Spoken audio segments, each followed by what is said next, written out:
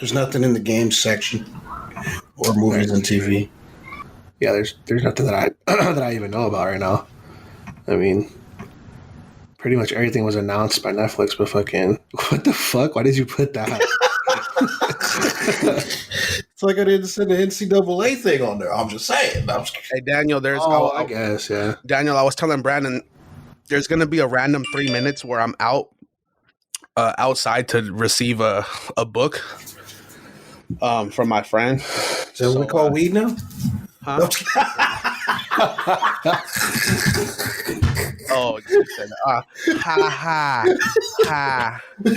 Now I'm just saying, if I don't know if you could see on the screen, I don't know if you watch it, but if I'm gonna put my hand, like light up my hand, and that just means I'm gone. So don't try to cue me in or nothing. I told him he should just give the old boom whoop boom sicka sicka boom sicka sicka. Hooty hoo. But I mean, yeah, I guess technically that is a game. I didn't really think about that. I just kind of put everything on stories for the most part because I was like, oh, a story, you know. But or I'm literally just gonna plug it in. Excuse me, gentlemen, I'll be about 3 minutes. I mean, to receive a book, I really want to know what that means in code. Like, well, he said from his friend. My friend, do you know my friend? You know Sherion, Brandon? Yeah, I do. Yeah, well, she's about to get married, right? Yeah, I guess she did that book because she knows I write and stuff. So we had a conversation a while back, and she published like a little poetry book of like, it's pretty much it's like a Christian poetry book because she's pretty invested in the church. So I ordered one a long time ago, and she's finally getting it to me. Dang, you got it before before Kanye West's choir got paid? Damn, that's doing something in this time of day. Before Kanye West's choir. Okay, hold on. Let me introduce this thing. Damn it, that was such a good... DJ's not coming in or what? No, he's not coming in today. What's going on, Piglets? It's your boy, Taylor B, and I'm joined by my totally tubular co-hosts, Daniel and Joey. Welcome to another installment of Culture Brother Uncultured. And before we go any further, be sure to click that follow or subscribe button. And remember, Culture by the Uncultured is available on Spotify, Apple Podcasts, YouTube, and SoundCloud.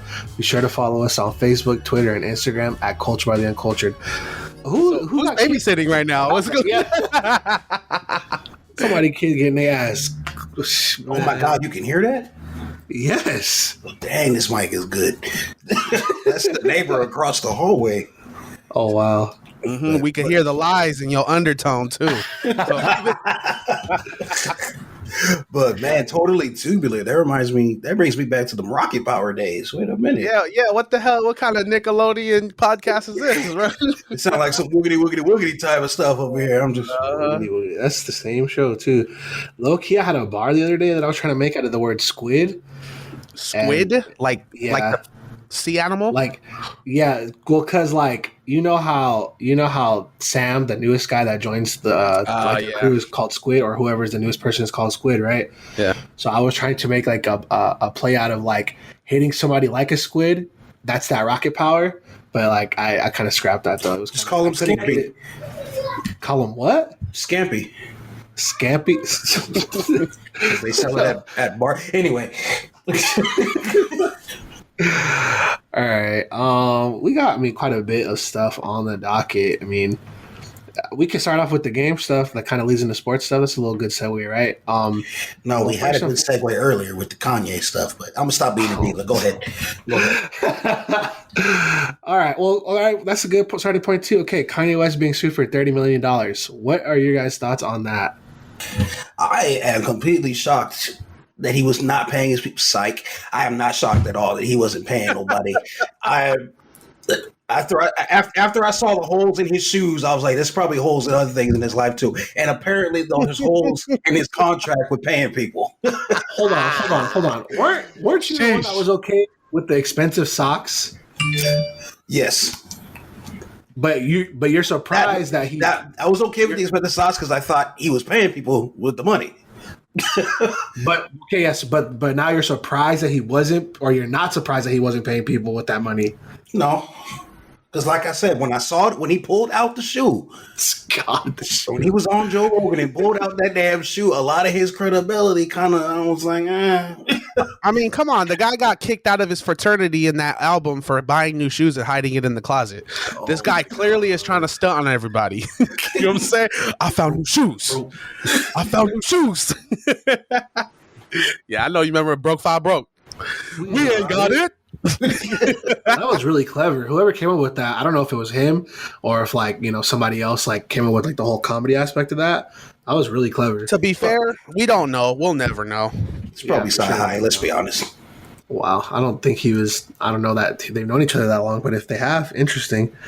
My thoughts on it are kind of I did the math on it, and it's I think $30,000 per person. Did they break it down specifically? Did they say that he never paid individuals for performing on his project? Is that specifically what it was? Well, I think what it is, was it's for the Sunday services is from what I remember reading. But how does that accumulate to 30 million? The only way it accumulates up to 30 million is if you're talking about residuals.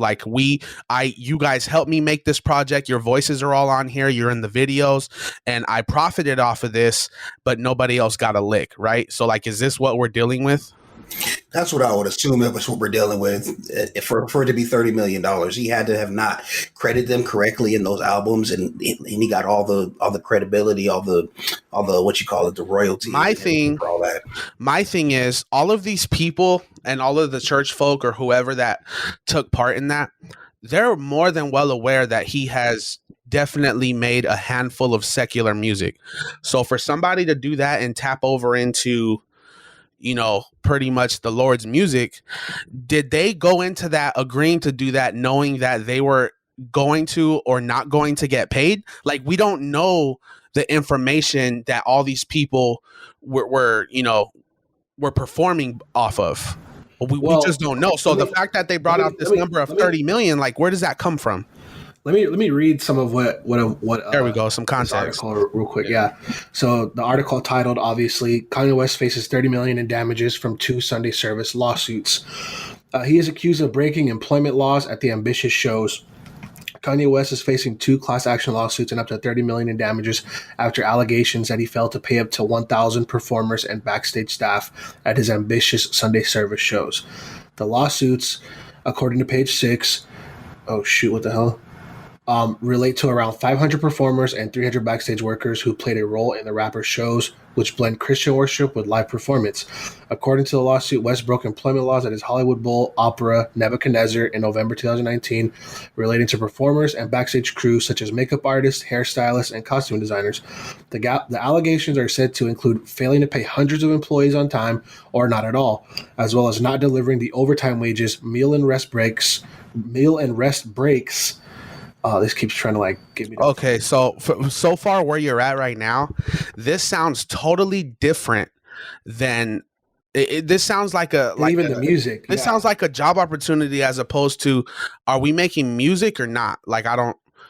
So is this something that Kanye brought to somebody? Hey, I want to do this. I want to do that. I don't know anybody personally enough. Can you guys get all this stuff together and I'll cover the cost? If that's the case, yeah. But still, bro, 30 million. Come on. I'm not trying to argue saying that some of these people don't deserve their money, but 30 million, the project wasn't grossly successful. You know what I'm saying? It's not like it was the best thing I've ever heard. Yeah, it's God's music, it's the Lord's music. It's intended to cover those bases. But 30 million for some makeup and this and that for a few shows? Yeah, I mean, they acting downright Christian right now. I'm telling you right now. Wow. They want their money and they want it now. Well, so a couple of things that I just want to point out real quick. Well, one, I am surprised that 800 people are coming forward. So, if you break that down, like I said, it's $30,000 a person. I don't know if they're breaking it down that way. I don't know if some people are looking for more to absolutely more which upsets me. I don't know how Daniel feels about this, but if there's somebody from the church trying to squeeze money out of this, it's almost embarrassing. For me, personally. Absolutely. Were you singing for the money or were you praising? I don't. Yeah. But the other thing is too though, those Sunday service shows were they're very popular, obviously, and they were actually very like exclusive. So like, because they're a production. yeah, so it wasn't like just going to church or something like, oh, first come first serve, or something like that. It really was a show. So so I don't know. I just don't like, and as crazy as this sounds, because I've given offering as far as I can remember, and given finances, and my grandparents, have been pastors for a long time in the West Coast and the East Coast, and there's simply, I don't know a better way to put it, but unless your church has a large following, it's not an institution to be making money. You know what I'm saying? So for you to talk about how 800 people to come together and sing gospel music, excuse me, but are you fucking kidding me? Like what is this like? Does that logic with numbers not like upsetting anybody else? You know what I mean? What do you need? I watched some of the videos. It was a handful of people there. Not everybody needed to be hired. 800 people, they're all wearing robes. What are you financing? It just don't make it. Just, I need the rundown. Just like how when all these celebrities get divorced, and then they're trying to break down their assets, and they're talking about, oh, I need this much a month. Well, I need some real proof. And I'm definitely not taking Kanye's side. I know it sounds like that, but from a financial perspective, how does any of this make sense? I just don't. I don't get it. The one thing I was thinking of, because remember when he made that second album? It was called oh my goodness, what was it called? Jesus is Born. And it was the entire choir. I don't remember that choir being credited for that album. I remember that being a Kanye West album, but they were just singing it. So if that album did anywhere near money, right? Gross money like that he owes them a significant portion of that money plus interest on top of it. I would assume is how you get to 30 million. That's what I was saying. Is there what's it called, residuals or what's it called involved? You know what I mean? We'll never know because they'll never release the contract details to us. But we can just have to assume it. Yeah, but how are you going to release? How are you going to release this claim for $30 million but not release a contract? Like, that's literally your proof. That's literally your proof. So how are you going to say, here's the blame, here's the claim, but we can't let you know why we're making this claim? Like, that's just, to me, it's kind of bogus. Like, it's all I know is it's a bad look. And if somebody's squeezing extra money out of something that is supposed to be for a higher purpose, I'm honestly going to be ticked off. You know what I'm saying? And that's just from like a spiritual, moral side, But obviously, when you look at it from the business side in the music industry, specifically, this ain't nothing new. You know what I'm saying? We hear about this kind of stuff all the time.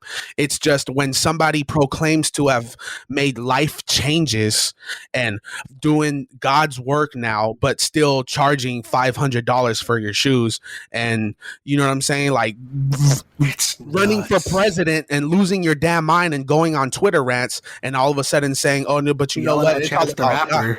Oh, come on, bro. You know what I'm saying? Like you can't like me, myself, Daniel knows me. Me and Daniel met in the church, and my spiritual side is something that's very personal to me. And I don't always speak as if I live that lifestyle because I don't live it all the way through. But I'm not a hypocrite.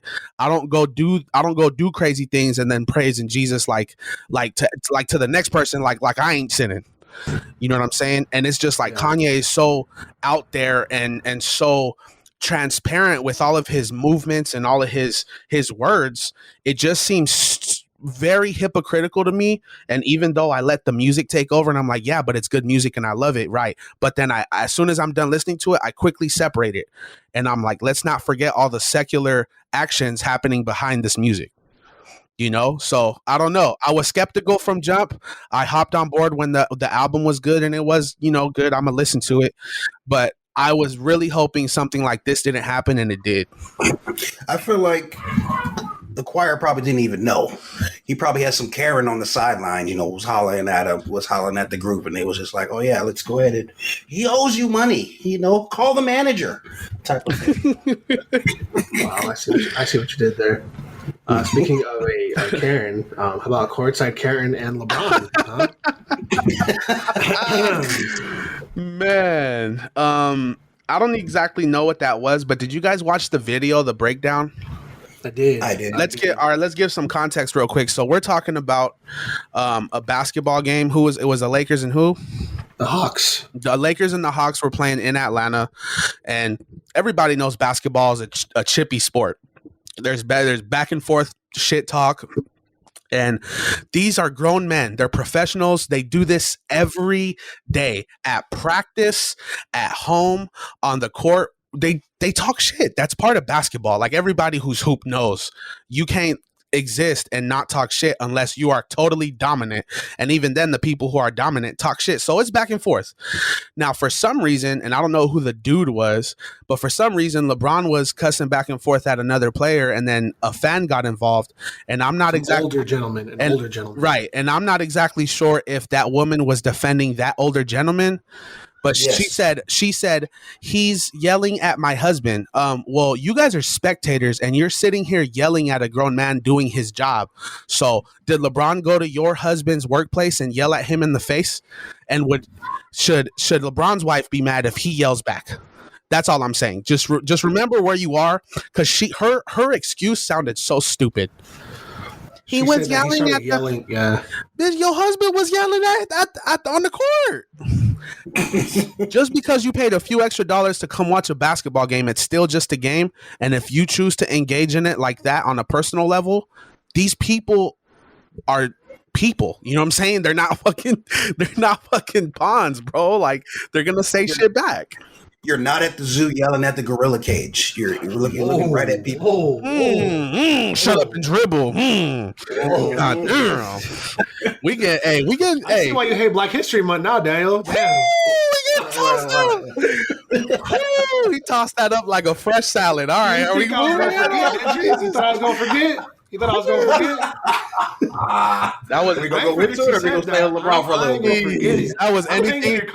Your card is hanging above a that of nah. That was anything.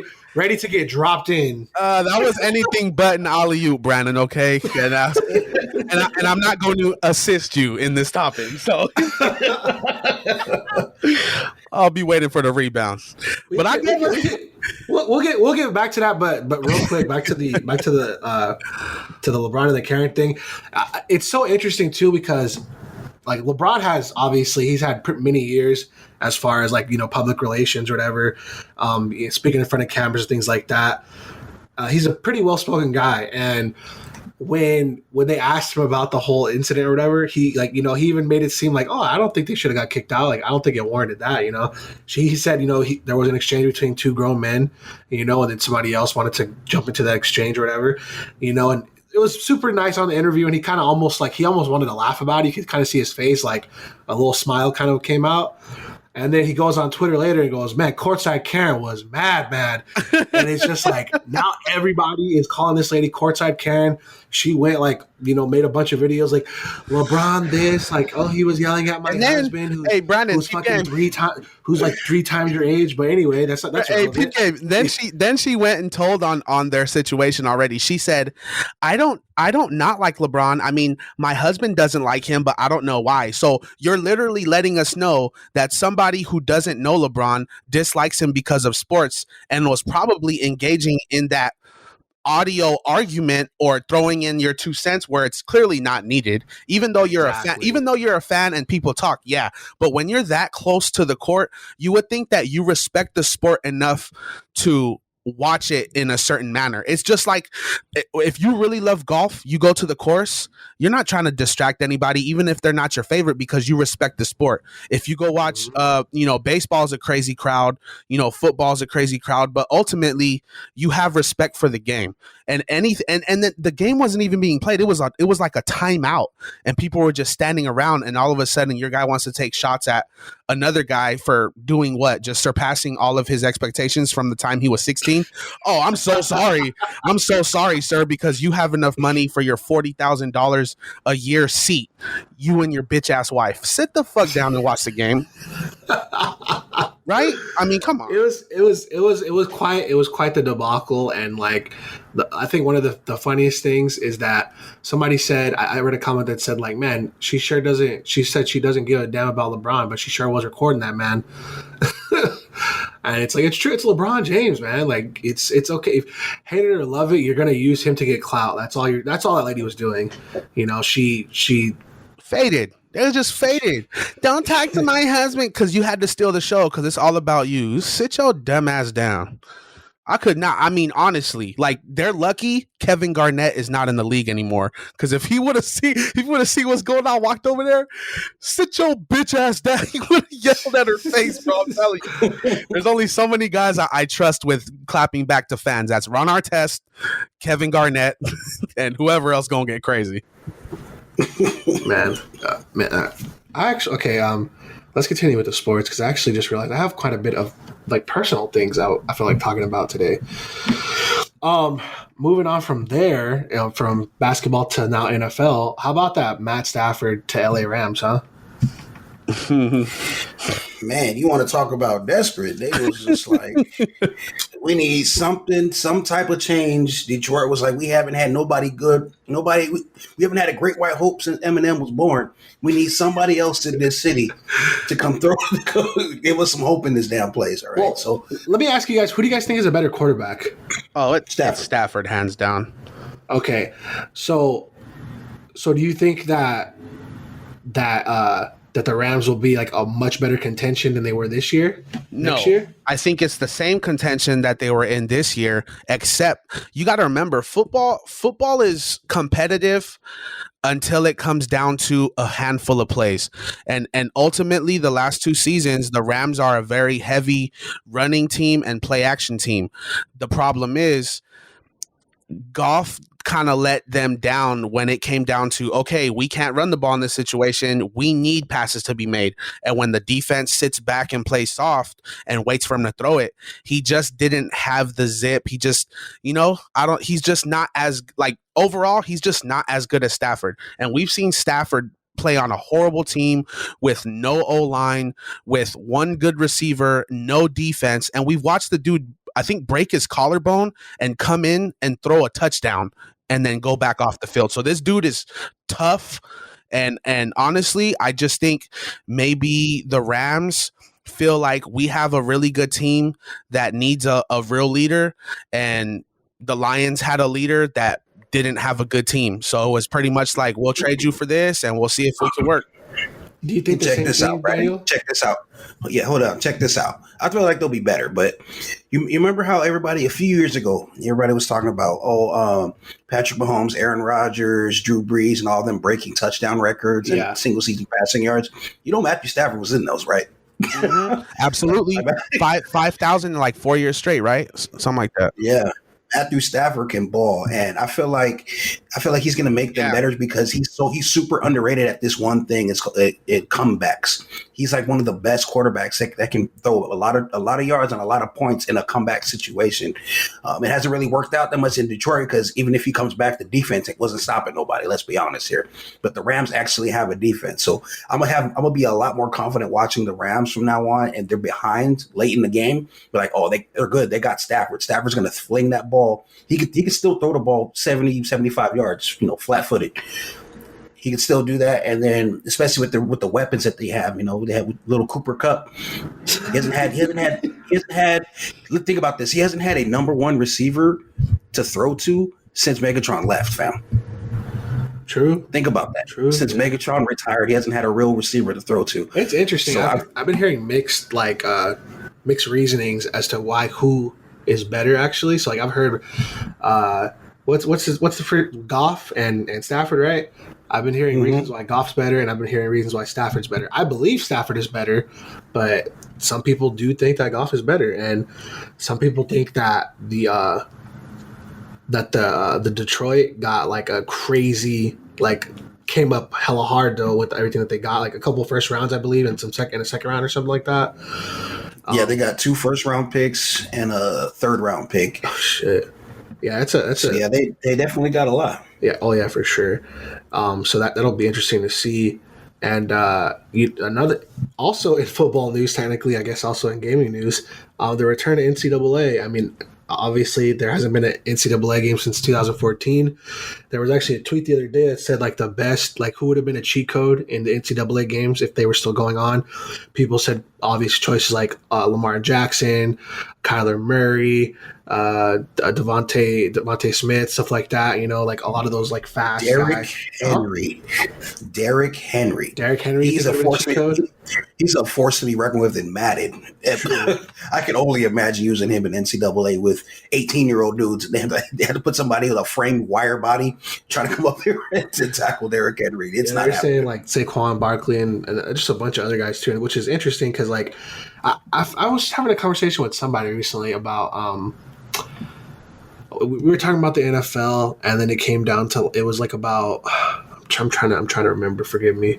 It was something about like how people can be so good at this level, and then they get to the NFL, and it's like it's not quite the same. Like you're not that same beast you were, and I kind of attributed it to like, well, like you know, like everybody who goes to college is pretty good at football, but like everybody who goes to most of the people who go to the NFL, like at least at the first or second string, you're pretty great at football. You know, like you're not just kind of good or whatever, good enough to like go play on a team at some college or whatever. Like, you know, you're good enough to get to the professional level, professional league, touch on football, touch the field. It's like, even like a lot of people don't really think about the fact that it's not just, oh, I made it to the NFL. It's like you made it like past all this other crap that you could have potentially hit, such as like not being, first or second string, being a bench rider, being on the practice squad, you know, getting cut, you know, before you even got to see the start of a season, you know. So there's kind of a huge. Oh no, that's what the conversation was. It was the worst NFL team versus the best college team, and like who do you think it would win? So it was like I think they said somebody said like Alabama versus like. I can't even think of like a super trash team right now, like the Broncos, the Jaguars, like the Jets. Sorry, Joy. The Jets. Sure, yeah. And like everybody was in agreement except for the person who asked the question, like, oh, it'd be the NFL team because the NFL team has like they picked from all these colleges that have good players. Yep. Tried to pick the players that are really good. Yep. This college just has like one or two good players, and I was like, think about like the linebackers there, like that one linebacker who's hella great. Well, their team has a team full of those guys. In college, the even playing field of like what I mean even playing field, I'm saying like the matchups. So in college you have linemen, right? And then you have your skill positions and your quarterback. But it's like in the NFL, their level of competition is so much higher. They can turn a college team's offense or defense one-dimensional in the fact that they can beat them player on player. So in college, you have Alabama, Ohio State, you know, the same 6 teams that just rotate the recruiting systems and just kind of fuck everybody else. They're much better than everybody else because they might have 3 top 50 linemen and the next college has 1. Well, in the NFL, guess how many of those guys were top 50 linemen? You know what I'm saying? So it's like the one-on-one matchups, even though it's a team sport, the one-on-one matchups won't allow it. The only position that you can beat somebody else at without having played in the league is probably wide receiver. Because DBs are trained to follow. Wide receivers lead the route and DBs literally have to chase. So that's the only time where you might have some leeway, but you're talking about the biggest offensive linemen in college get to the NFL. The biggest. Everybody in the NFL is the biggest. You know what I'm saying? So like, even though it's a great thing to think about, Alabama, LSU, Ohio State, some might throw in, you know, UCF or some other schools that do good every now and then. Good fucking luck. There's a reason why Nick Saban left the fucking trash ass Dolphins and went to Alabama. He couldn't make it work in the NFL because it's hard. And you literally living off of college wins based off of your recruiting class, which I'm not going to hate on. You have great recruiters, but that does not mean that these teams are better. It's your players are better than the next school. It's like saying, can professional softball teams, girls softball teams, beat a high school baseball team? Even though the men's team is lower, men compete at a higher physical level. I don't want to get into it with any feminists out there, but that's just facts. You know what I'm saying? Like, I don't know how to say that without sounding like a douche, but there's leagues for a reason. If people think a college team can beat an NFL team, you got another thing coming. Because first of all, an NFL team who is being told, hey, you're going to play Alabama this week, they're all going to play the game of their life. There ain't no way they lose it to no college team. I'd like to see the Oklahoma drills in that one. It would depend on the team too, because some of them are like, "Oh, you guys are going to play Alabama." We play for Alabama. I guess we're going to go play for Alabama real quick. Exactly. But yeah, it's a lot of that for that first question that you asked about why is there such a disparity between college athletes and professional athletes. A lot of it sometimes could be exposure and the system that they play for and stuff like that. Like a lot of the people you heard of in the NFL that are doing great went to a great college. like let's be honest. They went to Alabama, they went to Clemson, went to Ohio State, Florida. You ain't hearing about them dudes that was playing for Delaware. You ain't hear about them people that was playing for San Diego State. Wow. I'm just saying. That's right. What's the name of that running back that got drafted from here? Exactly. Wait. Are we just talking football because Marshall Faulk? I mean, I'm not in the 90s. I'm talking about recently. Hey. Basketball has made it. Kawhi, a 2-time champion from San Diego State, but that's basketball, NFL. Oh, wait. NFL had don't worry, I'll wait. Dang, I want to say he was a long snapper. I don't know, bro. I don't know. Oh, his name was Rashad Penny. The safety that played for the Falcons. He went to San Diego State. Y'all just gonna skip over Rashad Penny like that? I heard the guy got like 6 handoffs. Okay, I don't know what to tell you. Yeah. Donald Pumphrey, he's on my Twitter account. He's not in the league no more. I grew up playing with DeMarco Sampson. Went to the Cardinals. He's not playing no more. The list goes on, bro. Like, I think you're making my point. Actually, but shout out one of my childhood best friends who was on multiple of my baseball teams, and I used to go swimming at his house in the summer. Jason Myers, kicker for the Seahawks. Shout out. That's my only friend a guy who's probably going to be in the league for a long time. And I can say it's your only friend. Wait, yeah, no. My only friend that's going to be in the league for a long time. I've had other people get close to the league, but imagine the guy that I know made it is a kicker. So that lets you know right there the chances of getting into the league. You know what I'm saying? For sure. So I don't want to get into this messy Wendy Williams and the one night stand with Method Man thing. Wait, time out. What methods was he using to pull women? Because I don't think I was the right one. The question was posed that he was telling to protect your neck. How high was he? He's probably fairly pretty high. Somebody said, like, you don't think that at any point in her career that Method Man would have wanted to be with her? And I was like, I can't think of a time. Hell no. I ever thought like, oh, Wendy not on drugs, fucking fire, From plus, even if it was back in the day, think about like early 2000s or like late 90s, like Method Man. That was like the strapping young. It was a thug that all the bitches wanted. Yeah, so it was just like, why would Wendy Williams be the one that you were like, oh yeah, I'm finna pipe real quick from Wu-Tang Clan? Amen. And then like to take it to the grave like that too, like shouts out to him for keeping it keeping his lips sealed, and for whatever reason she decided not to. But like, why would that be the thing that like that was on your record? Maybe it's a power trip. A wise man once said, niggas ain't got no standards. Hey. He's out of office now. We can't talk about this. He's out of office now. But he went from Wu-Tang to Wendy Tang. So I don't really know. Jesus. Wendy Tang. Yeah, that's kind of messy, bro. We should just leave that one alone. And you know what's crazy is somebody like Wendy would bring that shit up way later, probably because she's feeling old and ugly and she just wants people to believe that some shit like this happened. Keep that shit to yourself, sitting there looking like she's all about like the gossip too. So, Exactly. She feeds into that. And then what does she do all the time? She has people on her show. She critiques people's outfits and bodies. Bitch, you're built like a fucking tooth. Like, what are you talking about? Jesus Christ, corn dog with 2 sticks in it. Oh my god! Yeah, I remember this one moment where I forget. I saw it on YouTube one time where she pretty much outed the game. Where she was just like, the game was just over there talking, and she was just like, "Oh yeah, you slept with like all the Kardashians, right?" And he was just like, "What?" Like, yo.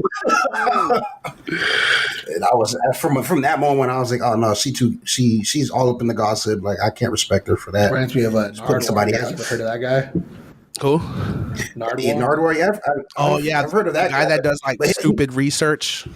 Yeah, he has he knows like a bunch of random facts about people, and they're always like, "How the fuck do you know that shit, bro?" Like, I ain't thought about this since 03. Yeah, which is that's got to be kind of like weird, like to kind of get on that level of like fame, and then like somebody tell you something about like before you're even famous or whatever. Like that's got to be super creepy. Yeah, I mean, makes you think like, who the hell is watching? Like, who told you this? Like, somebody had to have told you this because there was only like 5 or 6 people there. Yeah, who'd you pay? Yeah, some of that. Maybe he's just a professional stalker, and like some people say maybe it's paying off. Oh, definitely the feds. Yeah. Even if you're not working with the police, if you know so much information that you don't need to be knowing, feds. Yeah. You know what I'm saying? If you like too many of my Facebook posts, feds. If you like a picture on my Instagram older than 2 years, feds. If you know what I'm saying, like I go all day. You know what I'm saying? But geez. Yeah, I would be definitely nervous around that guy. I'm not looking forward to any interviews like that. Hold up. Instagram keeps your posts from over 2 years. Like people can just roll up and see something. Well, that's on your choice. It's not momentary. I mean, it's just like Facebook. You can scroll down somebody's page as far as you want. Stuff if you want. Everything's time stamped. It doesn't lose timestamp. It's not like Snapchat where you upload something and then 24 hours it's down. It's not like a live story. It's an actual. Technically, even that stuff stays because it stays into like your own little like you can save thing or whatever. So, like, you can re-upload it again if you choose to, but otherwise nobody can see it. Oh, no wonder these celebrities be getting caught saying some crap they said 6 years ago because they done left it up. Okay, on Twitter, that happens a lot on Twitter. But the weird thing about Twitter is that, like, imagine, like, scrolling back from today's date, right? Scrolling back to something they said in 2012. A famous person at that who's probably getting added and fucking having to, push all kinds of content out or whatever, and you're scrolling through all that stuff to go back to find something back in 2012 that they randomly supposedly said. That's insane. That's a lot. And holding them accountable for it 10 years later. That's some crazy. I want to see these same peoples that are accusing them. I want to see what they got 6 years ago. Probably some wild shit. I feel like most people got to the wild. Like even James Gunn. That's what happened. He was not the director for Guardians of the Galaxy Volume 3 for a minute there because there was like some stuff about, I think he said something about like kids or something, some wild shit or whatever. And then like it was like supposed to be funny. Like that was like his sense of humor back then or whatever. And he apologized for it. But they ended up hiring him back because everybody loves James Gunn. But I can't get over the Wendy Williams shit, bro. I mean, come on. Like she paid him, right? I mean, she looked like Groot. She looked like Groot. She paid him because he was yelling, "Cast rules everything around me." But I hope she didn't cream because this is just gross. Oh my god. Oh my god. We're gonna have to edit that out for you. Anyway, it must have felt like humping a stool. Like I can't imagine. Stool. I can't. I can't imagine. Let's move on real quick. Please. Speaking of Nardwar, one of his like most famous ones, his interviews was the Little Uzi Vert interview. Oh my god, I can't fucking English properly right now for whatever reason. We can go in Spanish. Little Uzi Vert had a diamond implanted on his forehead that is worth $24 million. It's a pink diamond. He says that he's allegedly been paying it off since 2017. This is stupid, right? Yes. In my Ice Cube voice, yes. Because like this literally puts a target on your head, like literally. Words can't begin to explain the level an overflowing property of stupidity that has engulfed my mind when you just said that shit. What the fuck is wrong with you? It's almost as dumb as those people getting verified homes like a check mark on Instagram. This is equally, first of all, one, anybody who has money, and I don't know, maybe rich people are changing, but this is how it used to be, kind of like a humility. When you have money and you spend money on something crazy, I don't know why rappers took it too far, but you're not supposed to tell everybody all your moves because one, we know you got money. You don't got to stunt on us and tell us that you're stunting on us. Two, leave your fucking face alone. For the love of God, leave your face alone, bro. Other people around the world, the reason why they do stuff to their face is because it has religious properties to it. You know what I'm saying? Like they have traditions and stuff like that. Yeah. Y'all are just trying to put fucking diamonds in your skin. So unless you're totally cool with everybody, and mind you, Lil Uzi's like 5 foot nothing. You know what I'm saying? Like this dude gets tossed up in crowds at concerts. You know what I'm saying? One small slip and that shit comes out your face and there goes 24 milli. I'm sorry, not happening. There's way too much important stuff going on in the world for me to carry 20 mil on my face. You're gonna have to forever have security. Yes, forever. There's no way. You're gonna get knocked out. Walk into nowhere by yourself. You're gonna get knocked out.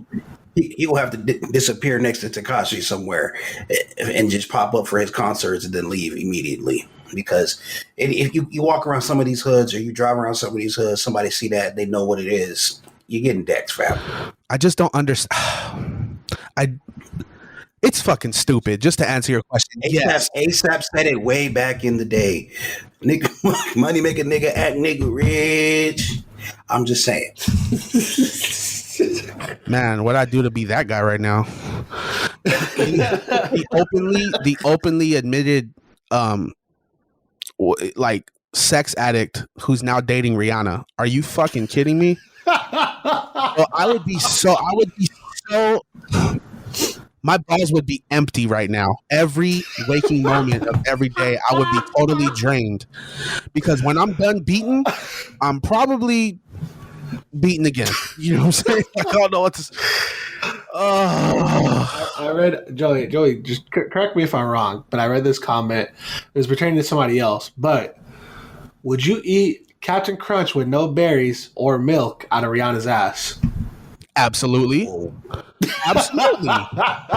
Look, I'm sorry, YouTube. Whoever who has to listen to this and say it's okay to post, I'm sorry. Oh my God. I'll drink nasty ass coconut water out of a straw made of sandpaper just to take. Jesus Christ. God. You know what I would do for one night with Rihanna? Bro, I would run through a cactus patch butt naked with lemons in my hands. Like, that's the fuck I do. You know what I'm saying? I'll drag my nuts through a bear trap just for one evening with Rihanna. What? What's that? I'm so serious. I mean, come on. That's our generation, right? Like before her, I mean, it was, there's waves. It was Beyonce. I mean, even going back, it was like Britney Spears and I never had a thing for Beyonce personally. But you know what I'm saying though? Hey man. You know what I'm saying though. She's of that caliber woman. Yeah, for sure. But yeah, I mean, and I've already dated girls with foreheads bigger than Rihanna, so that ain't bugging me. It ain't. She left that Prince for ASAP. This apparently, man. I'm gonna tell you right now. I told her she was his fashion killer. So Rihanna's abusive, and she does cocaine. Ain't no way she was gonna be able to withstand the royal family. Because Meghan Markle had to get her shit together. You know what I'm saying? Sheesh. Have Black History Month. Let's dive into that then. Oh shit! My bad. Let's dive into the Black History Month thing. So what's up, Daniel? I got some questions. Like, you got some explaining to do. Can I first guess because I feel like he's gonna break it down, but I want to guess. Go ahead. Try to guess. I have zero guesses. I don't. I tried to think of something, but I was like, that it just seems too when he says seems too nonsensical. When he says, "I don't like Black History Month," he's not saying he doesn't appreciate Black history. I think what he's saying is the energy that goes behind celebrating Black history was not made by Black people, and every month is a month that you can celebrate Black history. So, like we're fighting for segregation, right? Like, I mean, we're fighting for against segregation type of stuff and like social justice, right? That's kind of been the vibe the last few years. Correct. Right? Mm-hmm. So my thing is, in order for everybody to be the same, we have to treat everybody the same. And I think holding yourself back to a certain month is probably what he's saying, even though I don't agree with that. Like, I would love to have a Mexican History Month, even though I don't know what that is. But Time out. Mexican History Month. Every time I drive down the street, it's Mexican History Month. From somebody who's not Black, everything I know about Black History Month or Black history, a lot of it, or the first things that I was learning, a lot of what I first learned about Black History Month was not taught in a Black history class. I was gonna say what I'm saying. Taught to you as lies by school. Right. So my thing is, at least America is acknowledging Black history in America. My thing is, Black history is American history. So I don't like the term Black history, even though I accept it. So I'm gonna stop you right there real quick. There's a reason why it's not American history, but we can get into that. I do want to know what Daniel's thoughts are because we're kind of running out of time here. Yeah, because when you say Black history, we're talking about Black history in America. We're not talking about Black history anywhere else. And what I'm saying is, the entire time that there have been things like segregation and racial injustices, it's like putting a name on it, like, oh, this ain't history, this is only Black history. But it's like, wait a second, you're talking about Black historians and people who have paved certain waves and standards for things like, even things that we think are white today, like rock and roll. You know what I'm saying? Like music. Like back then we had things and melodies that transpired and became other things now, but they call those American history, but they'll ignore the Black history part of it that played part in making that music. So to me, it's 2 in 1, and maybe I'm not completely invested emotionally because I myself am not Black, but I feel for all of it. You know what I'm saying? So you guys can go ahead and educate me. I want to hear what Daniel has to say, and then Brandon can lay the hammer. You know what I'm saying? Well, you said a lot of what I was going to say, but I personally don't like it because you guys know how I can sense somebody's faking. Mm-hmm. I can't stand people being fake around me. Whenever celebrities die, I'm always the first person to say, y'all faking. Y'all wasn't really filling in when he was alive, type of thing. So when Black History Month comes around, that's when we start to see all the fake people want to come up and start talking to Black people. Talking about, I know who Martin Luther King is. I know who this person and this person is. I'm like, yeah, but as soon as March come around, you want to go right back to calling me nigga behind my back. As soon as March come around, you want to come around, shoot me at traffic stops. You want to follow me around stores from March to January. But all of a sudden, when February wants to come around, now you want to be buddy, want to be my friend, and this and that. That's why I can't stand it, because the fake energy I get from all these people that I don't even talk to, will hit me up during February. You'd be like, oh, it's Black History Month, bro. But I think that's where that's where it's a little different. Like you're supposed to interpret what Black history, how it emphasizes in your life. You know what I'm saying? It's pretty much, I get what you're saying, because I feel these emotions with other things that have nothing to do with my heritage, but like, it's almost like being a hipster. It's like when you, like, I love music. We all love music, and we are very, we make a lot of effort to like find new music. You know what I'm saying? Like we love studying music. We like hearing people first and that, so we can enjoy it before it blows up. But just like that, when you listen to somebody and you really dig it, and then all of a sudden the masses get a hold of it, and now it's played over and over and over, instead of us sitting back and appreciating it, we kind of tend to get annoyed that everybody else is enjoying it too. And that's kind of like being a hipster. So I get what you're saying. It's almost like an annoyance where it's like, even though it applies to me in a positive way, I don't appreciate the moments where I feel it's not completely genuine. Do you know what I'm saying? Correct. So I get what you're saying, but at the same time, even though you feel that, not everybody is approaching it with that angle. So it's almost like maybe we should just like open up to it and accept the positive from it. And if you catch somebody being fake, that's when you could put on that whatchamacallit moment and have at it. You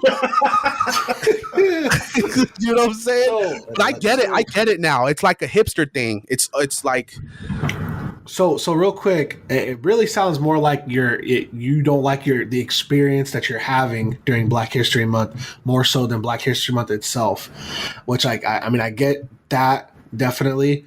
I mean I can even like for Black people as a collective, you know what I mean. A lot of times we kind of do similar things to a degree, like how you said it's hipsterish or whatever. We want to point out all these like prominent Black figures and people who have been had serious wrongs done to them, things like that. Pay our respects to those that came before us and whatnot. But then like for the rest of the year, we don't really say much, or maybe we say a couple hit things here and there. Maybe try to like bring out some quote from Martin Luther King or Malcolm X or whoever, and then try to like attach it to something that's going on today or something, right, or whatever. But it's not, obviously it's like Black History Month is kind of like the big thing, right?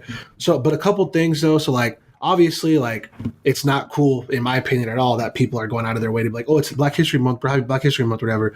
That's just not necessary. You should, whoever the fuck that is, you should probably tell them that's actually racist as fuck. Like, it's crazy how it's not, but it kind of feels like, okay, yeah, like I don't every other go out of your way to tell me happy Black History Month. Like, what the fuck? Like every other month, right? It's an if you want to celebrate if you want to celebrate like Black history, go ahead and do that. But don't tell me happy Black History Month, like specifically to me because I'm Black or something. Like, if somebody did that to me, I'd be like, what the fuck are you doing? Well, I mean, what am I supposed to do? Tell my white friend? But check this out. All of October, it's Breast Cancer Awareness Month, right? I don't walk up into no stores and talk about, hey, happy Breast Cancer Awareness Month. How about you, ma'am? Happy Breast Cancer Awareness Month. But what I'm saying is that I think we just have to walk around with lighter hearts. You know what I'm saying? Even though things might not be wholeheartedly invested to the positive purpose of these quote unquote holidays or what do they call it? Observances, like a month acknowledging something is an observance. Yeah. I think it's just something you have to get over, and it's like get with it or get lost. Like back in the day, I used to not like Halloween. My birthday is in October, so every time I had a birthday, people would associate my holiday to Halloween.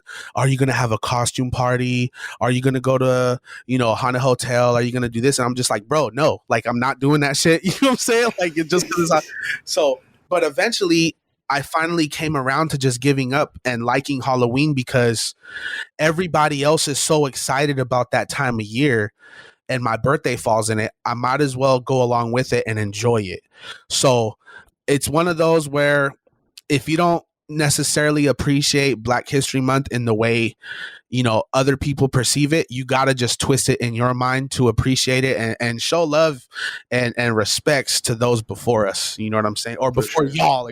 Well, yeah. I definitely show the respect. I definitely care about Black History Month. I don't like how America treats it as big facts. Like a gimmick. Like a single like a gimmick and all that. Also, we'll celebrate you for a month and then we'll go right back to stealing your culture and using it for our own purposes for the rest of the year. Daniel Mandela. Okay. I feel him to a degree on that too. I mean, like for me, I do appreciate like seeing people of other ethnicities and cultures, sharing stories about prominent Black figures or people sometimes, hell, it's even people I never even heard of before. Like, oh, who is that? Click a link and you read about something. Something happened to some girl. The first girl to ever go to be integrated into a white school. Things of that nature. Like anything that you could possibly think of. It's cool to see those things and see like how much we've kind of endured or whatever, and the acknowledgement of that. It does kind of suck, yes, that it's only for a month or whatever, but at the same time, it's like it's kind of like a lot of other things in your life. You know what I mean? It's like you might be really passionate about something right now, and then the next day you're not passionate about it. You know what I mean? Not that like sometimes it's like it's 100 to 0, but sometimes it's like 100 to 50%. You know what I mean? It's like I'm still passionate about this. I still want to know about Black history. It's also it's just that it's also like, if I may, and again, Joey here speaking, not Black, you know what I'm saying? But again, I like to give this perspective because other people who aren't might not feel comfortable saying the things I do. But I might feel some kind of way if the country I live in claims to be a land of freedom and all this and all that jazz. But you give me or you offer me a month in celebratory history and acknowledgement, but throughout the year we've seen how that celebratory vibe and acknowledgement doesn't exist. And it's like it's like in school when you do something crazy, like your teacher's like, oh, we got to get all this done, make sure you do this, you do that, and she's like, well, if you guys do all of this, like your job, they ask everybody at your job to do something crazy, or like it's a lot of work, and by the time it's over, they're like, oh, here, we're gonna thank everybody with some fucking pizza.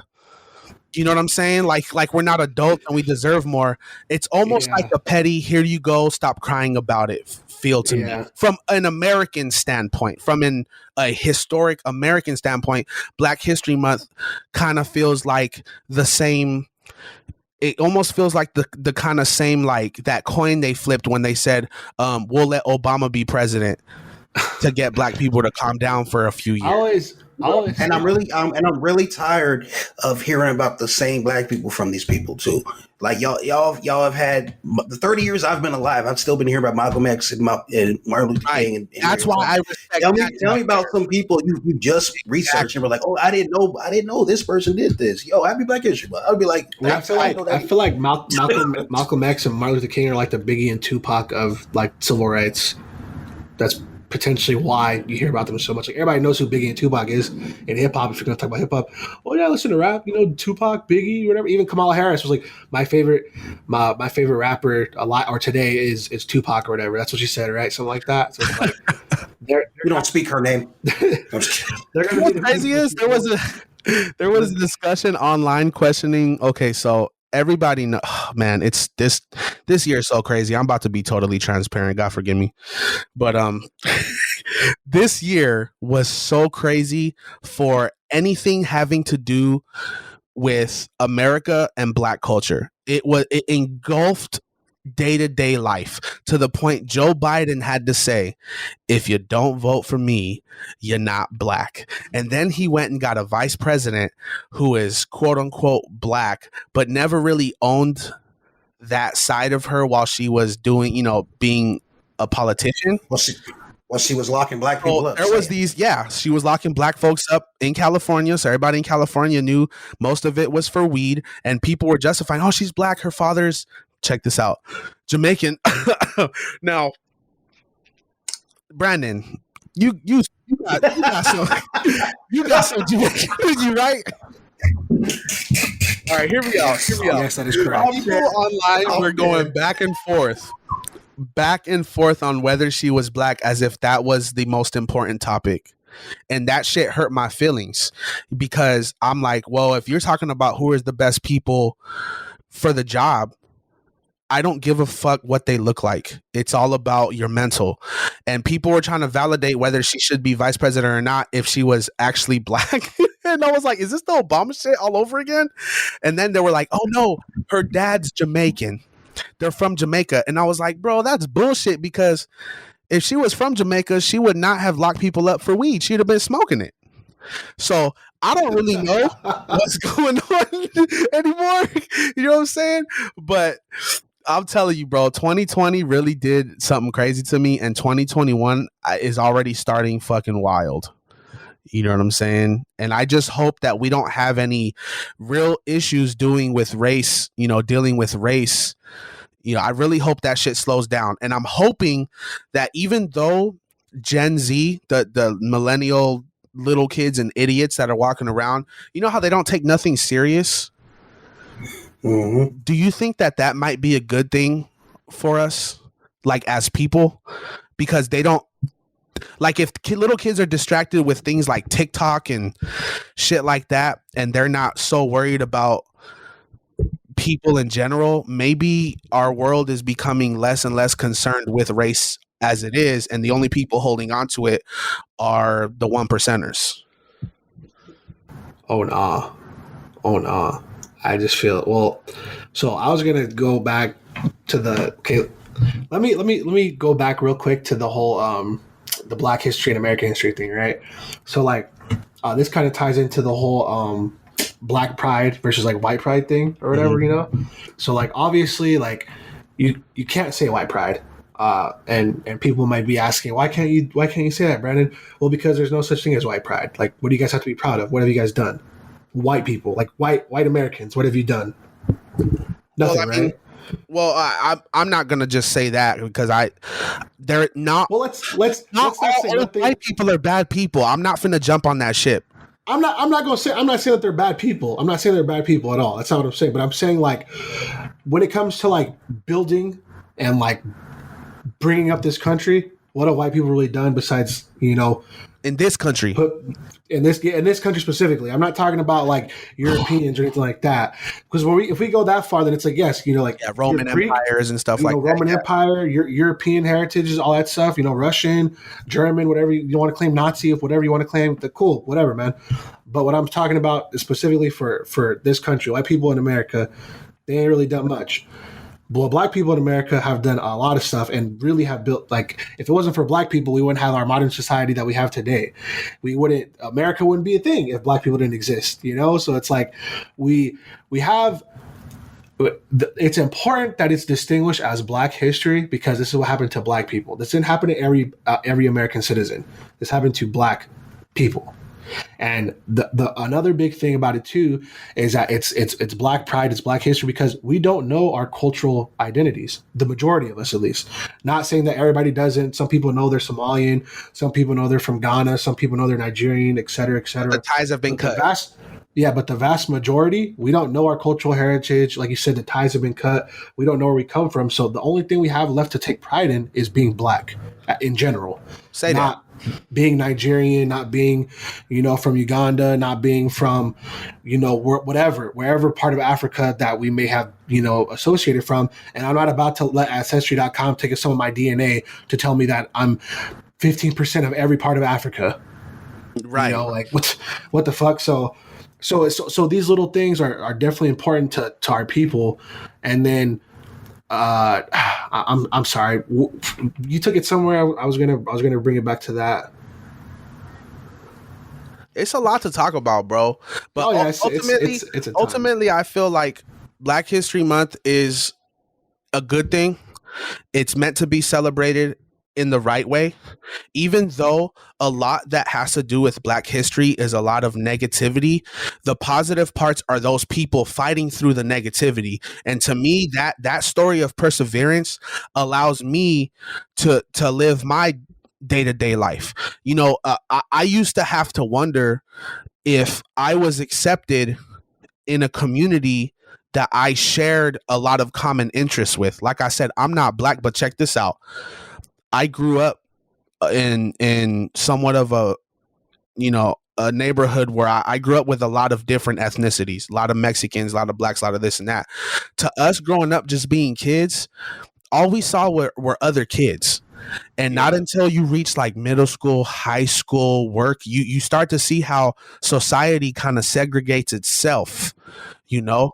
And me being somebody who grew up listening to a lot of old school R&B, a lot of gospel music, a lot of, watching a lot of black comedians, me not thinking a damn thing about their color, not being jealous, not being hateful, not anything. Me growing up from a totally impartial point of view helped me appreciate things. And over time, I realized, oh, there's some things that ain't okay.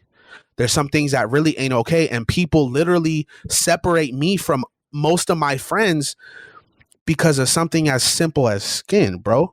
And it just didn't make no sense. So I think that Black history is very important because a lot of people who are influential in my life have been Black people. And that doesn't mean I'm not proud of being Mexican or I'm trying to be something else. I'm not. You guys know me. Y'all are my best friends. I don't step out of line in Black. At least I never thought I've stepped out of line in Black culture. You know what I'm saying? But I'm not going to stop bumping my gospel and and I love rap music. It's weird because I like to rap myself and I do spit a few bars here and there.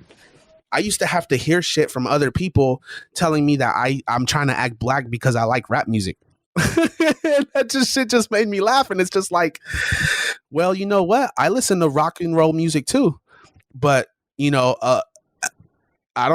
say nothing if I'm bumping Chuck Berry, who's Black as fuck. You know what I'm saying? Like, you're not gonna say nothing. I get them same looks when I get caught listening to what's them people? I always forget their names, but I always listen to them. You always hear me Coco Bongo. Reggaeton, Daddy Yankee, and the reggaeton, that otra, Don't No More. So every time I get called listening to the Don't No More, I always get that side eye look from somebody. Nah, they just trying to see what part of Dominican Republic you from. That's Oh, I was gonna say also too, to kind of caveat of like Daniel's feelings of like, or his negative feelings towards Black History Month. Man, it's crazy that they'll give us a whole month, but they still won't give us our 40 acres and a mule. Or your stimmy. God damn it. Let's your stimulus check, bro. Sheesh. I just want to point out BTW, America's pastime, baseball, probably the widest sport of all. I love baseball. Don't get me wrong. Do you know how many people at top of leaderboards in every statistical category have been anything but white?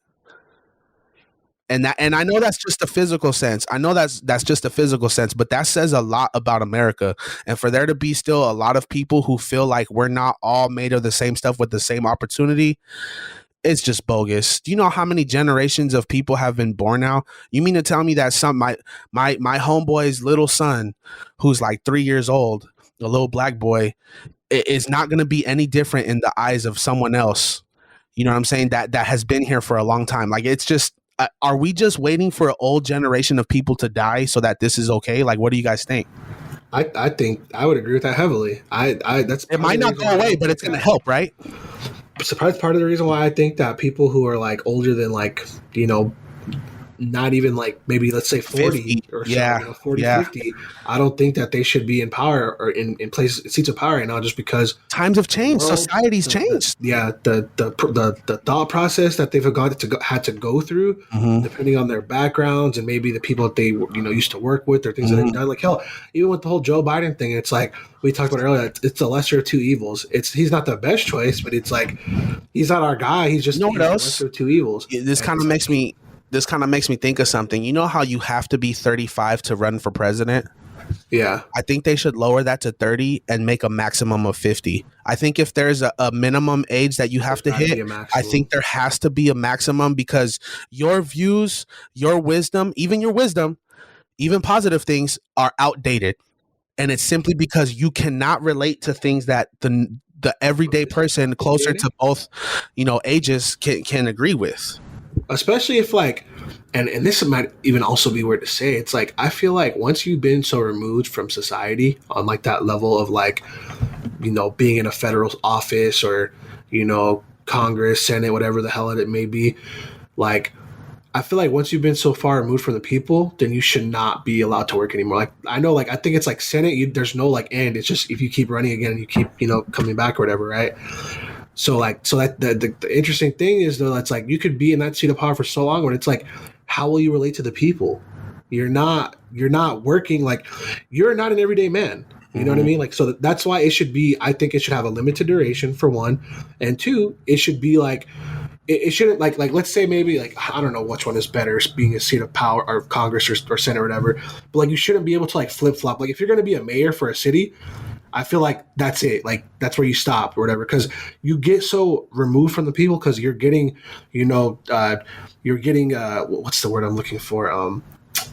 You got a driver everywhere. You're getting the nicer things just because of your position of power. You know what I mean? You're getting like dope seats everywhere. You're not doing normal everyday man stuff, so you're not being put in normal everyday man positions.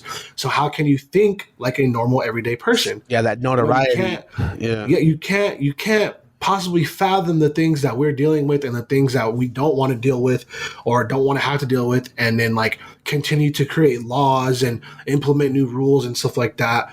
And you haven't been one of us really in the last, I don't know, like 10 years. You know what I mean? Like you haven't had to go like sit on a bus somewhere to go to somebody like, to go to your job or something. You haven't had to work a regular 9 to 5 and get up in the morning at the butt crack of dawn so you can make sure that you're at your job that's an hour away to make sure that you can feed your family of 4 or whatever. It's like I see people on TV, that are falling asleep at these hearings and stuff like that. You know what I mean? It's like clearly this stuff ain't that important if motherfuckers can fall asleep during the middle of it. You know what I mean? And then like sometimes the seats be empty, there's not even nobody there. So it's like, how serious are these like proceedings and these hearings and all this stuff to where like you need to just sit there for, in the same seat for 10 years and just be like, okay, like, let me make this law for Jimmy, Tommy and Joey and tell them, oh, hey, look, we're going to increase your taxes by 10% just because we kind of need some more stuff around this place. Bitch, what? Like it doesn't make any sense, and I don't know why it's a thing at all. There's a lot in our government that should be changed, but I mean, I'm just a black guy on a podcast, and I can't even get my 40 acres and a mule. So, wow, quote that shit. I'm just a black guy on a podcast, can't get my 40 and a mule. Jesus. I mean, hey. By this time, all they're going to give you is a 40 ounce and a pit bull. I'll take it. Crazy part is, folks out here will take it. Oh man. Last but not least, I want to talk about Robin the Hood. I mean, we kind of pushing our time or whatever, but it's fine. So about 2 weeks ago now, this Reddit group called Wall Street Bets was talking about, pretty much driving up the stock of GameStop. To which a quick side note, a shout out to Hunter Khan, who, because of the GameStop stock whole thing, he earned real big, and with those earnings that he made, he actually donated like a whole bunch of Nintendo Switches to a Minnesota Children's Hospital, and that's the kind of positivity the world needs right now. Like, we're losing a lot of people. Rest in peace, Cicely Tyson. Rest in peace. Who else did we lose recently? Dustin Diamond. Yeah, he just passed away from stage 4 lung cancer. Like, we're losing a lot of people. There's a lot of negativity in the news, including this whole like kind of like thing with Robin Hood that's been going on. The whole thing with the Capitol. Joe Biden's our president. There's a lot of negativity going on in the world right now, and it would be nice to see some positive stuff going on. By the way, I say that whole Joe Biden thing, that does not make me a Trump supporter. I don't fuck with Trump either. I'm tired of old white men being in office in general. So, shut that down real quick. But shout out to Hunter Khan. That was some dope shit, my guy. And he was only 20 years old, bro. 20 years old dude did that for children. That's dope. But so anyways, so they started like, trying to drive the stock of GameStop. And I didn't even know you can actually bet on Wall Street, like things to like crash or whatever. So when I first heard about it like 2 weeks ago, because of Gilbert, he's on Reddit all the time. Shout out to Gilbert, friend of the podcast. He's on Reddit all the time looking at different stuff. And he told us about like they're trying to drive the GameStop stock or whatever. And I was like, I should be trying to invest or whatever. So I downloaded Robinhood, input all my information, started buying some stuff, whatever. I didn't buy GameStop GameStop stock because it was already at $20. And after the weekend, they were like, oh, it's going to crash, whatever. That was the bet, I guess, going on for that stock, whatever, right? And it didn't happen. I think it rose to like $200 or $300. And I was like, damn it, why didn't I invest, man? I would have got crazy loot for that, right? But, you know, I just like, it was already expensive. So I was like, I didn't think it could go that high. I don't know nothing about stocks, you know, especially at this time. I didn't know shit. I still don't really know anything. I know a little bit, not a lot of bit, you know? So then next comes out like, oh, like they're going to stop trading on the GameStop stocks, which was fucked up and I guess illegal pretty much. There's now a class action lawsuit against Robinhood, which is an app, by the way, that you can just use on your phone to trade stocks on all day pretty much, you know, from Monday to Friday. And I believe from like 6 a.m. Eastern time to like 5 p.m. Eastern time. If you guys are interested at all, there's a bunch of other ones too, but I haven't tried them yet. So I don't know how good or not good they are. So I bought a bunch of the other meme stocks because they're like, oh, they're going to drive them up or whatever, right? So it's like Nokia, BlackBerry, Naked, which is like a clothing brand, AMC. And I was like, I'm hopping on these trains just because, you know, I'm trying to get in there, bro. Like I'm trying to make some money. So then most of the stuff goes up. Then the next day they're like, oh, we're limiting the trade and sale of all this stuff. It was a fucking nightmare. And people are like, hold the line, hold the stock. If nobody sells the stock, it won't go down, yada, yada, yada, blah, blah, blah. So, you know, I'm holding on to my stuff thinking, okay, we're going to be good. And this whole thing, Dogecoin comes out too. So then like now I got some of that too still. I think I bought it when it was like just hit 2 cents and DJ had it when it was like a 10th of a cent or something like that. So he came up pretty good. But then comes around like, you know, everybody's holding the line, quote unquote. You know, obviously there's a hype train. It's all over social media. Let me check today. I'm down bad right now, my G. I'm down like 140 right now with just like 4 stocks combined. And I'm just like, oh man, y'all got me. I'm like, everybody, what happened to holding the line, guys? And DJ was like, man, I sold my Dogecoin when it hit 8 cents and just put the leftovers back in when it dropped. And I was like, dang, you just gonna let your boy, like, this is why you don't have a pass right now, DJ. This is because you let shit like this happen. Not trying to see a black man get successful, huh? You want to go tell me to sell? I thought we was holding on. Well, honestly, hold the line. What happened? Honestly, that's what Martha Stewart went to jail, wasn't it? So I'm just saying. Sheesh. Oh, Robbie did you a favor. Can't tell him. If I tell him, he'll go to jail. Oh man, I was super hurt, but it's like at this point, I'm just like, I could sell or I could just kind of quote unquote hold the line and see what happens. But I mean, I'm better off just cutting my losses at this point. I'm probably gonna hold on to it for a little while longer, see what happens. It's not like money I'm missing. That's why exactly. See, here's the good thing. See, I didn't put a bunch of money in that I was gonna like miss. Thank God. But on the reverse end, let me tell you another story of something that happened to me recently, right? So, as you guys know, I travel for work. Right now, I'm actually traveling between San Diego and Arizona before I moved to Arizona for, you know, a sort of permanent stay or whatever. And I use Expedia a lot to go to the hotels I book or whatever. So last week, I booked a hotel for a night near like Blythe, California. And I messed it up for whatever the Expedia like kind of puts the dates ahead. So I'm thinking, oh, it's tonight, but it's actually a week from now tonight. So I'm just like, so it's like, let's say Tuesday night and it's Tuesday night next week or whatever, right?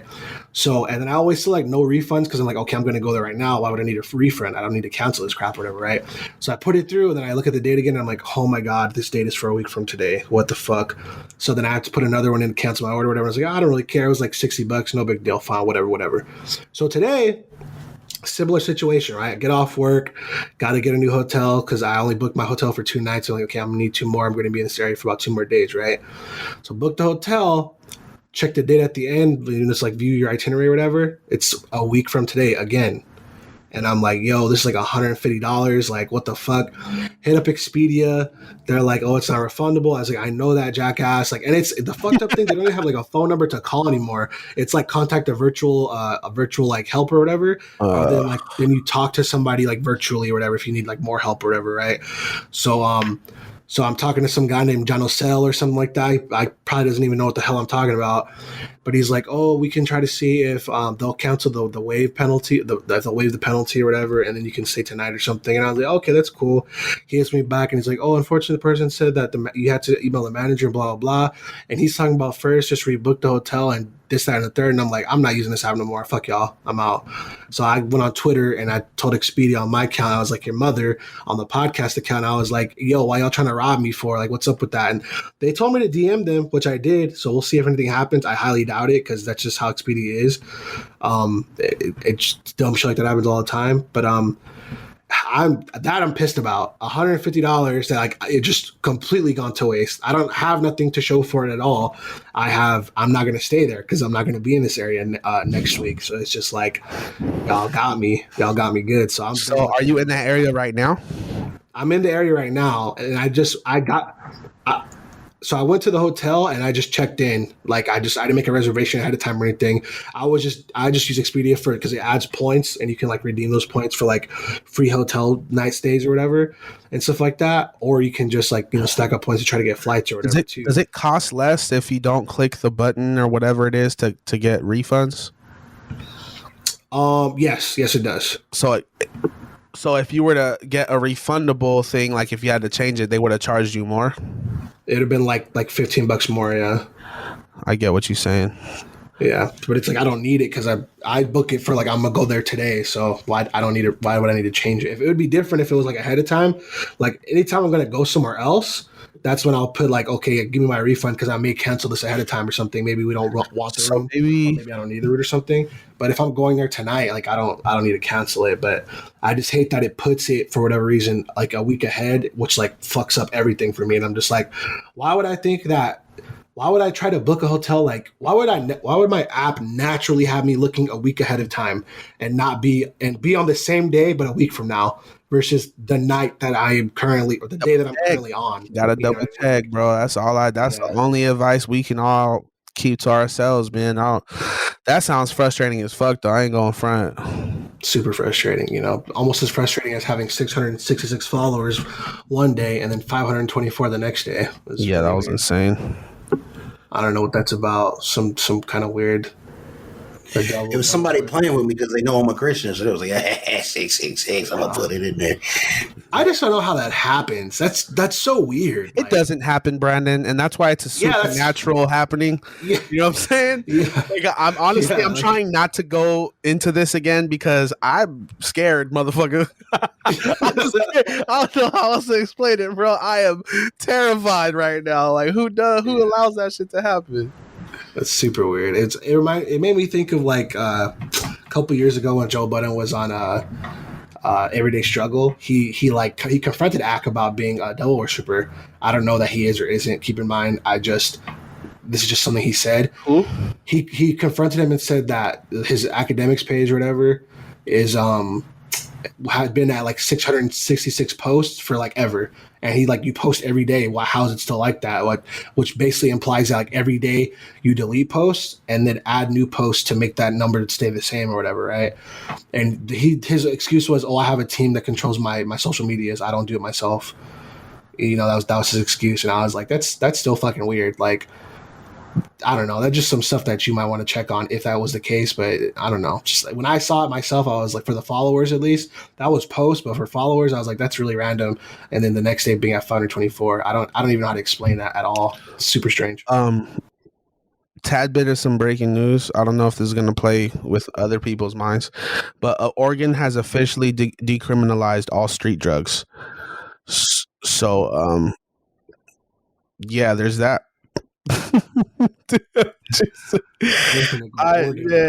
It did not take drugs for you to experience that psycho whatever the hell's going on with your Instagram page. That was crazy. Psychedelic thoughts, psychedelic cars. But I mean, if nobody got nothing else, I mean, we can just kind of go into something you're messing with and then cut out for the day, huh?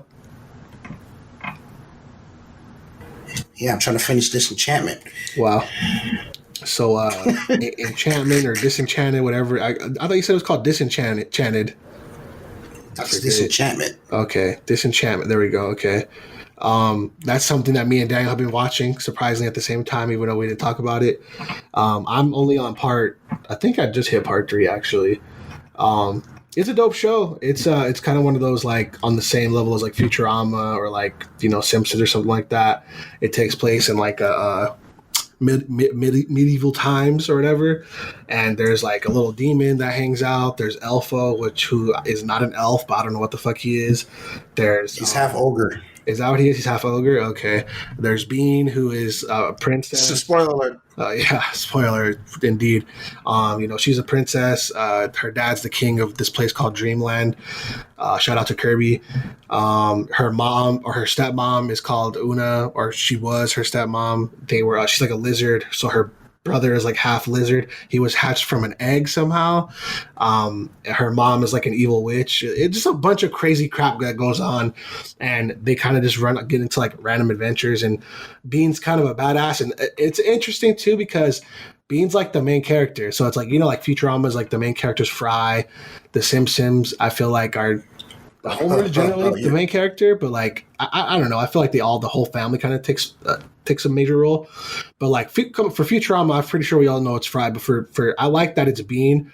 It kind of gives you like a different aspect, and it's not cliche like women stuff too. Like Bean's badass, and she's an alcoholic and stuff. I like her as a character a lot. She's dope. There's definitely some of those. You can definitely tell a feminist is behind some of the stuff that happens, because you're just like, because it's like a traditional thing where the guy would do something and she's just like, I'm gonna do it, and I'm just like, okay, come on, I get you. You want to have a strong female role in this and all that, but it's just weird to me how I notice every time it happens. I'm like, I wonder if anybody else notices every time it happens the way I notice every time it happens. Like there was one moment where Elfo got on a motorcycle, right, and there was like a little tiny seat. He was like, "Oh, come on, I'll take you." And she just picked him up and put him in the little baby seat. And she was like, "I'm driving." And he was like, "I thought you thought wrong." And then she was, then immediately couldn't drive. And I was like, "Oh my God." I'm sure it's just the creative genius of Matt Groening. He'll probably poke fun at pretty much anything. That's a time traveler, right? Yeah, for sure. Yeah, okay, yeah. It's confirmed. It's been confirmed already. It's not going to surprise me when that hits the streets. I got kind of a bad joke. Okay. Okay. All right. Well, actually, maybe it's more of a story. Did you guys hear about the group of people with Parkinson's disease protesting YouTube? No. They prefer Twitch. Oh my God. Don't do it. You an asshole if you laugh at that one. You got the shake. All right, Pickles, this has been another installment of Culture by the Uncultured. Oh man, I had to, bro. It's good. I only said that because I recently downloaded Twitch and like I'm having a great time. Oh, it's dope, man. It's fine. You have Twitch. What's your thing? Send me your link. I'll follow you. I'll figure it out. I totally forgot, but I'm following like T-Pain. I watch him make beats and like talk to people. And Kenny Beats, he's pretty cool. So if you guys have any cool channels, let me know. For sure. Pokemon. Another thing too, before we head out real quick, that I'm also messing with a new song by Brent Faiyaz, featuring Tyler the Creator and DJ Dahi, I think. It's a song called Gravity. It's super dope. I really like the song. I've been listening to it on repeat, and it has inspired a couple lyrics that I wrote down. I'm not going to say them out loud or anything, but it's a dope song. Check it out. Like I said before, it's by Brent Faiyaz, called Gravity. Simple enough. And with that, ladies and gentlemen, I think we're all done for today. So, all right, Piglets, this has been another installment by Culture by the Uncultured. Don't forget to follow us on Instagram, Facebook, and Twitter at Culture by the Uncultured. Remember, Piglets, Culture by the Uncultured is available on Apple Podcasts, Spotify, SoundCloud, and YouTube. We hope everyone out there is staying safe. And if you can't be safe, be deadly. Catch you guys next time. Later, Piglets. We're gonna have to start streaming on Twitch too for everybody with Parkinson's.